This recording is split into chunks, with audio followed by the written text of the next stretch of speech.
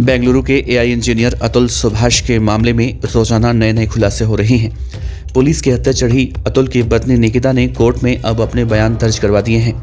निकिता ने जज के सामने कहा है कि शादी के बाद हम हनीमून मनाने के लिए मॉरिशस गए थे। उस वक्त मैंने कमरे के अंदर अतुल को बुलाया और कहा कि मैं तुमसे शादी नहीं करना चाहती थी, मैंने ये शादी दबाव में की थी।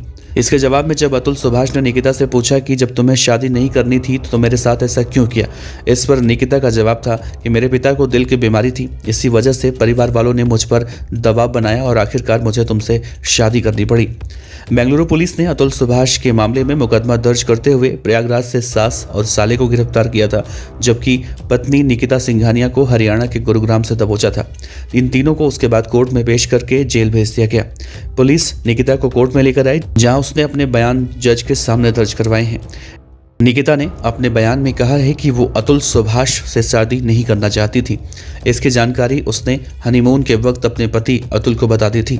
निकिता ने बयान में ये भी कहा है कि उसके पिता हृदय के रोगी थे। डॉक्टरों ने भी पूरी तरह से उनके पिता को जवाब दे दिया था कि उनके पास ज़्यादा वक्त नहीं है। इसके बाद माँ और घर वालों ने उन पर जबरन दबाव बनाया और उसके बाद उन्होंने शादी के लिए हाँ कहा था। निकिता ने बयान दर्ज करते हुए कहा है कि अतुल उसे बच्चे के खर्च के नाम पर हर महीने उसके बैंक खाते में पैसे भेजता था। ये खाता लखनऊ में है, जिसमें पता केयर ऑफ आरजे सिद्दीकी का है।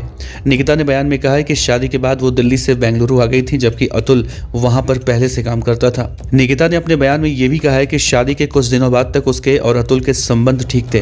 कोरोना लॉकडाउन में जब घर में नौकर नहीं आते थे तो अतुल घर में उसके काम में उसकी मदद करता था, बर्तन तक धुलवाता था।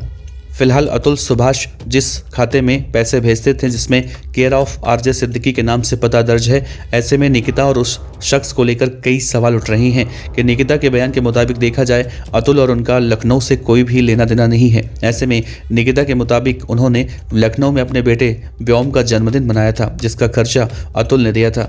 इस बयान पर सवाल उठ रहा है कि आखिरकार निकिता से ये व्यक्ति कैसे संबंधित है। क्या निकिता इसी की वजह से तो शादी नहीं करना चाहती थी? इन सब के बीच में अब कई सवाल खड़े हो गए हैं, जो आगे इनके जवाब जरूर आएंगे। दरअसल अतुल की पत्नी निकिता सिंघानिया, उसकी मां निशा और भाई अनुराग पर आत्महत्या करने के लिए उकसाने का आरोप है। कुछ दिन पहले ही अतुल सुभाष ने अपनी पत्नी निकिता और उनके परिवार वालों पर प्रताड़ना का आरोप लगाते हुए आत्महत्या कर ली थी।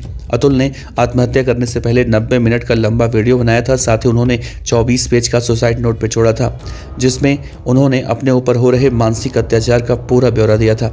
सुसाइड के बाद अतुल सुभाष की पत्नी, सास, साले और चचिया ससुर पर पुलिस ने केस दर्ज किया था। चारों आरोपियों को नोटिस जारी कर पेश होने के लिए कहा गया था, लेकिन वो जौनपुर से तब फरार हो गए थे, जिसके बाद पुलिस ने कई टीमें गठित कर ऑपरेशन चलाया और आखिरकार आरोपी पकड़े गए। फिलहाल चौथा आरोपी अभी फरार है। ऐसे में अब हर कोई अतुल सुभाष के लिए यही लिख रहा है कि अतुल सुभाष को जल्द से जल्द न्याय मिलनी चाहिए।